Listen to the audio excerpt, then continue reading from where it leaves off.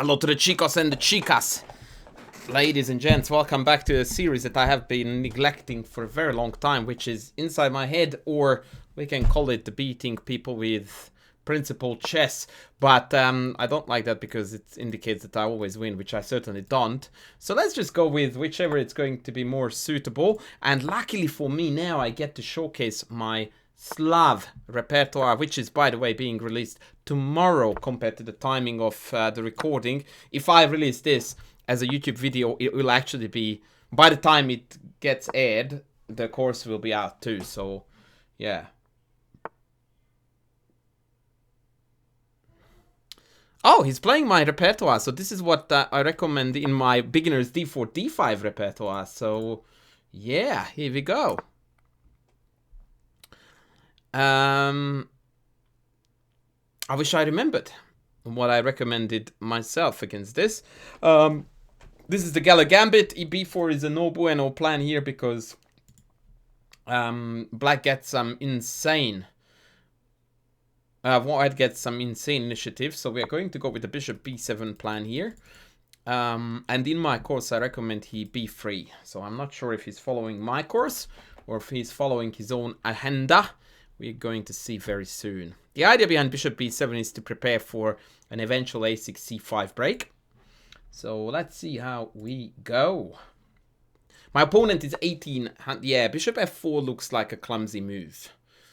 And the reason why I say that is because like it is a typical move that indicates a bit of a higher level of understanding of chess, but not high enough, if you know what I mean. Because it's a nice developing move. It brings the last piece to the party, yada, yada, yada.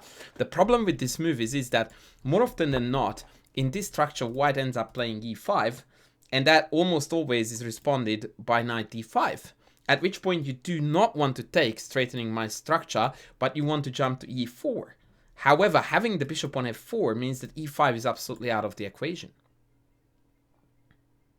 And so part of me goes like, okay, so what are you going to play for now? Exactly. So I'm going to just go bishop e7, and I'm going to just go like, okay, I will go castles, knight d7, a6, c5. Because the problem here for white is that sooner or later, they need to do something with the superior central formation. And generally speaking, I would say that the longer we wait, the worse it gets, because black catches up in development. Hence my proposition here with white. My recommended move is b3, which triggers b4, against which we play e5. And the complications immediately skyrocket. But he playing pretty moves is just not going to be good enough. Now, credit to him for playing pretty. That's always great. But at the same time, I feel like, yeah, that's not going to cut it. Like, this is a move that is very easy to regret shortly afterwards.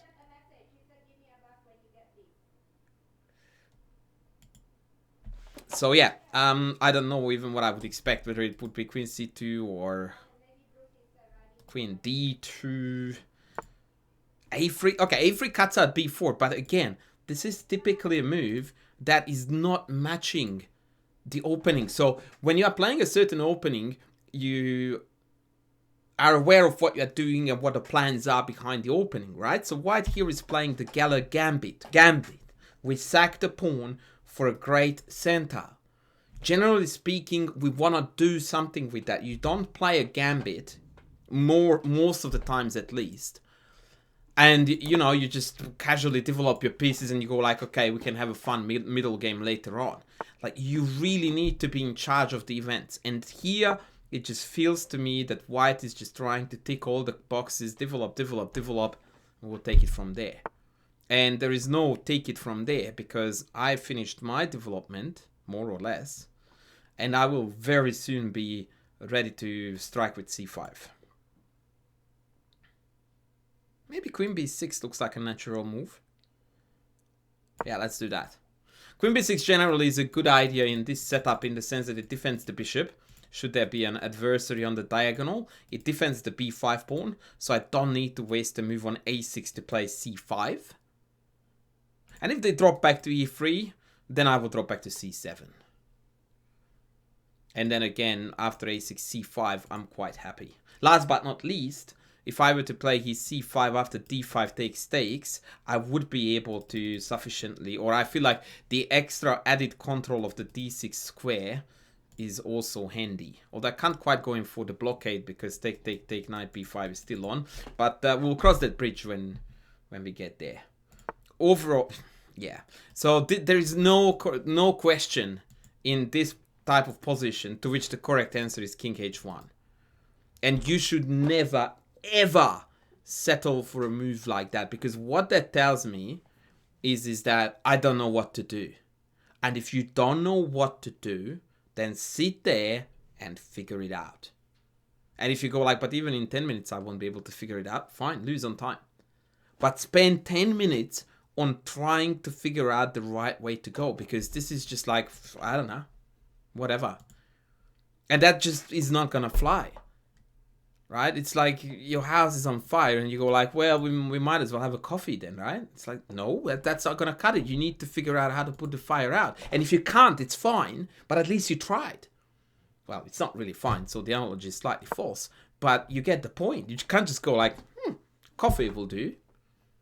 Or perhaps a barbecue at the neighbor's place. That's not on fire. You can't do that. Chess does not allow you to just go like pass and I will see. And my move might look like a pass. In fact, now I don't even know why I did it, because c5 was good to go. But now I'm going to hold it one more move so that after this... Oh, okay, that was silly of me.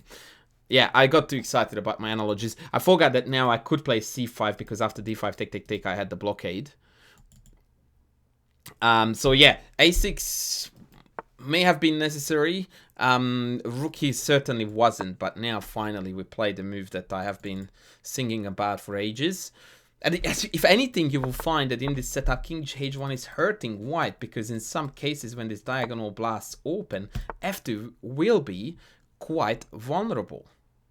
Now, let's just take and bishop d6, right? A lot of people would, on lower level, would consider this to be a dangerous pawn. And this is perhaps something that I need to make a video about later on, because there is two ways to go about this story. One of them is that this is a dangerous passer, or it is actually a liability for white, something that is prone to be weak rather than a strength.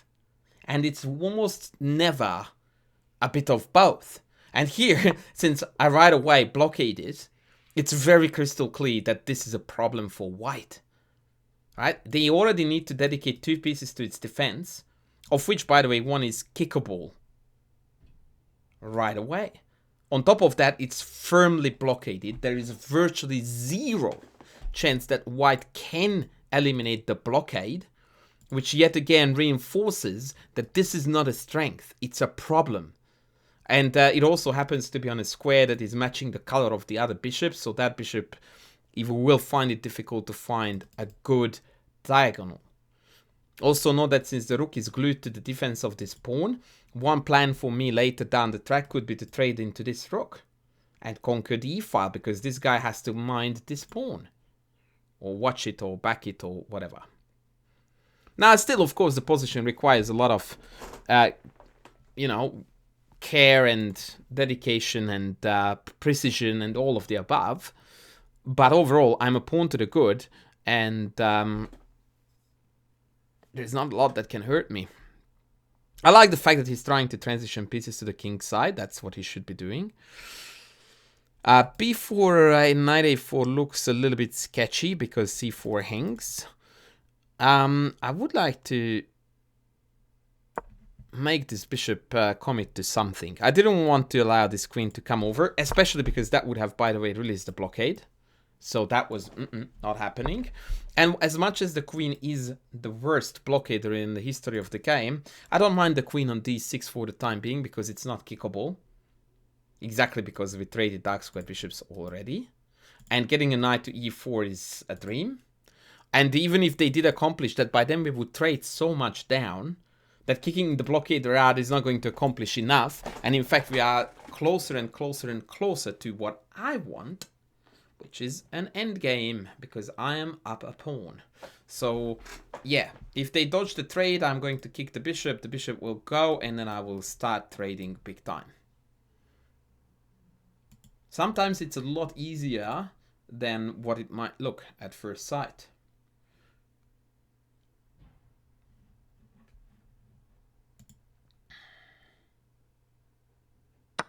Okay, we take.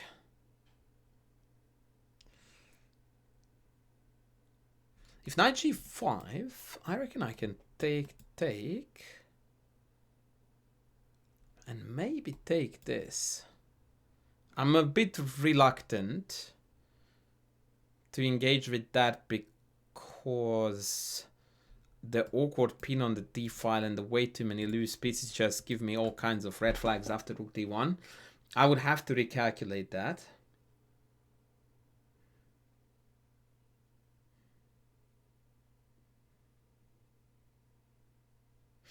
Then there is also potentially, yeah, knight g5. Oh boy. Oh boy. I mean, okay, I guess that does take out knight g4 of the equation, but at what cost exactly? Okay, well, I told you that I don't want to make things particularly complicated, so I'm going to stick to simplicity. I actually was wondering if you would do that. I would 100% have taken rook here, and I tell you why. Because I think that knight d5, rook d1 carries an element of tactical annoyance that pretty much is the only way for white to turn the game around. Whereas knight d1 undevelops another piece, plays extremely ugly chess for the sake of guarding this pawn, like really trying to hang on to it as tightly as possible, which, by the way, is an impossible task, because I have got knight b6, rook d8 piling up on it, and I will be able to conquer it without the unpleasant effect of the d5 pin. So this was probably one of the worst decisions that my opponent made, and that's so typical, and I will spend some time on it. This is typically something that a lot of higher rated players would have done too, on the premise of, well, I didn't need to think here because I can't take any other way because d5 drops, which is true, but that's extremely short-sighted. And perhaps I contradict the evaluation of the engine here, and I don't care, but after rook e1, knight d5, rook d1 back, white, for the first time ever in this game, has some hopes and some tactical chances. Whereas now, it is just utter misery. By the way, 95 probably was a better move to completely rain on the parade of this knight. But part of me wants to be the nasty guy who is keen to demonstrate to the opponent that, you played there because you wanted to keep the pawn. Well, guess what you want. And yeah, I mean, it's a little bit childish, but yeah, I decided to go ahead with that. b4 takes makes me think that this knight does not have an awful lot of squares to go to. Or I can go rook d8, knight e3, b4 takes, knight e2, and then take on d5, but that again creates a bit of a pinnery, you know. Yeah, let's go. It's time to pull the trigger on this. I want to push him back as far as I can. I will see what to do once the knight abandons its post. Probably after take knight e2, I'm just going to play a5.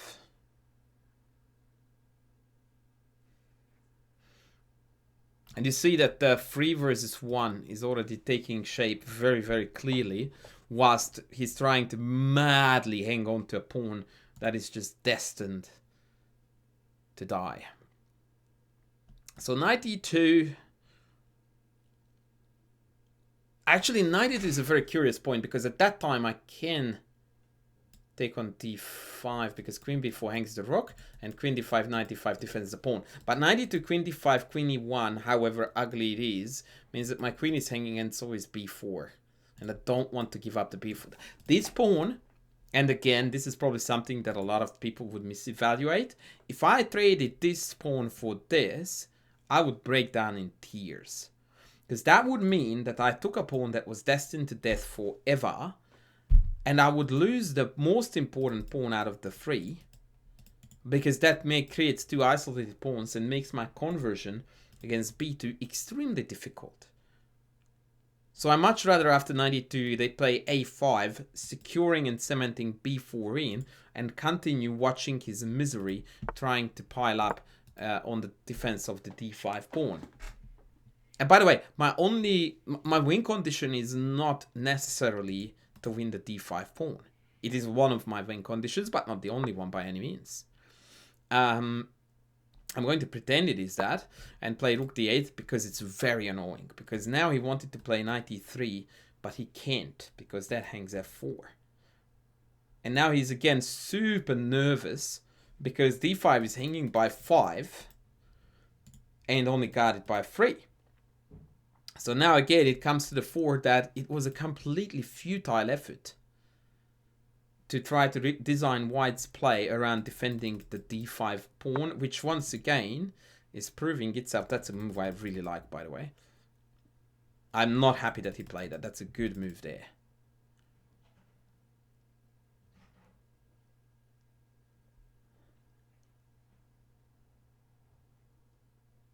I'm actually very tempted now to play rook e8 with the idea of rook e4. I don't know what I was saying. I was in the middle of a half sentence and I just dropped it off. I will be honest with you, despite the fact that this is a good move and it annoys me a little bit, I'm having a jolly good time with playing this. Because it's so much fun to be in a superior position like this. And as very typical, by the way, people collapse under the pressure. I keep on saying this all the time, but one thing that a lot of players struggle to do in positions like this with black, and again, I really am trying to not to blow my own trumpet and sound like I'm praising myself, but it is to maintain consistently the pressure instead of cashing in. I didn't take d5. I annoyed them. I didn't take d5. I annoyed them and defended my pawn. I didn't take d5. I could have. And now I didn't again. And I just kept on adding new threats all the time. And now he just collapsed. And that's it. They just played what appeared to be quite okay moves. But under the constant ongoing pressure of threat after annoying move after, constantly just maintaining that annoying pressure and grip on the position, most people around the 1800 zone and all the way up to call it whatever, they are going to collapse under this amount of pressure, combined with the fact that their position is already inferior. And this is going to be resignation because, yeah, too many loose pieces.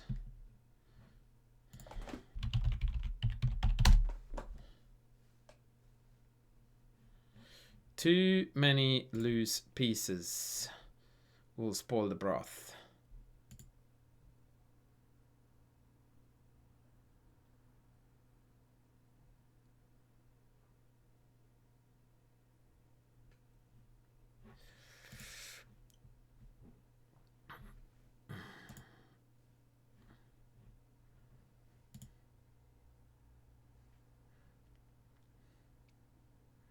Yeah, and now he sank into thought, and this is all over Red Rover.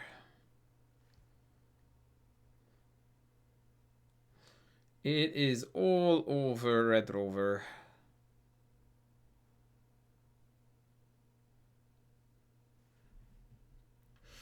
Yeah, so fairly clean win. You could see that the main theme of the game was that he played a gambit and he didn't play it like he should have. Not with the necessary level of aggression, dedication to putting me under pressure, causing problems left and right and center. Matter of fact, that's exactly what I did to them. So it was the classic case in hindsight of black having the material and the compensation, as the joke goes. Yeah, it is what it is. Now I'm very tempted to try to play some sexy chess with 95, trying to utilize this, but yeah, after bishop g2 it would backfire on us, I think. I really want to do something cool. Oh, actually, I'm being totally crazy. 94 just wins on the spot. Oh my god. Okay, well, that's cool enough. 94 hangs queen. Yeah, I got so focused on the diagonal with the king on h1 that I completely forgot to play winning moves.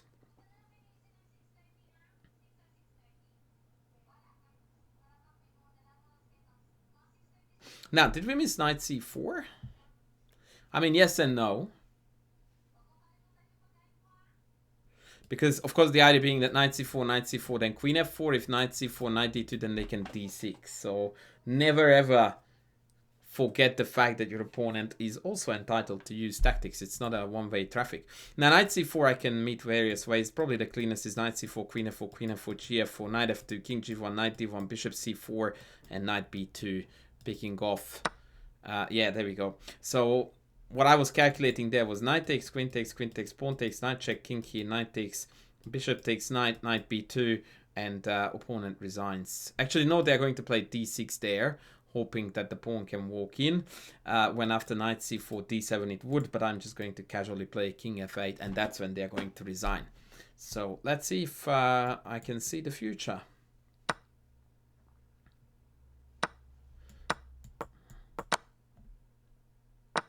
No, he messed it up. He went to g2, so now his pawn remains pinned. So now he's going to resign right now instead of waiting for longer.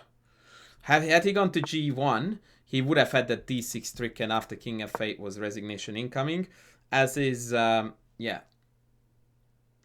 He is going to, yeah, no.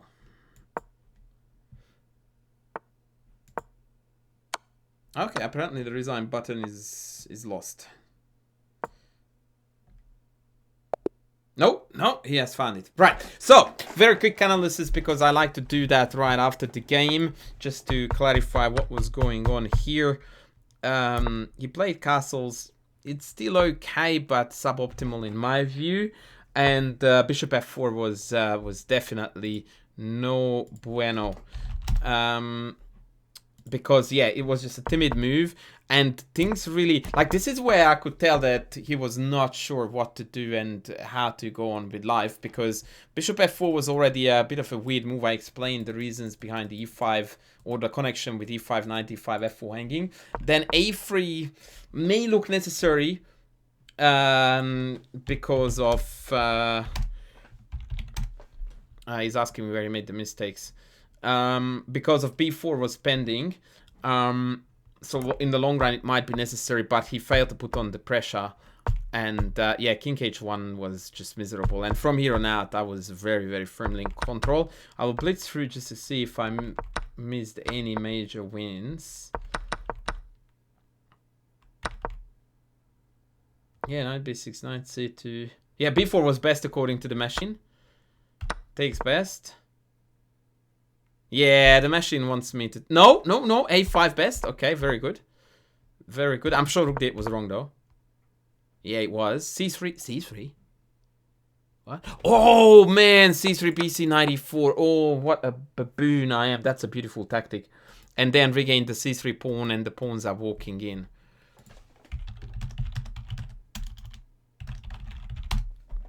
Yeah, that would have been a very, very nice way to go about life. Yeah, rook d8 was a bit meh, but after queen d4, rook e8, I feel like we're back on even terms, and unfortunately knight e3 just collapsed, and yeah, the rest was just mop up. Okay, well, ladies and gentlemen, that was it. That was playing principal chess, or inside my head, whichever you want to call it. We'll see how we go with thumbnails and titles. I hope you liked it, and I shall be back with more videos soon. Thanks for watching. Bye.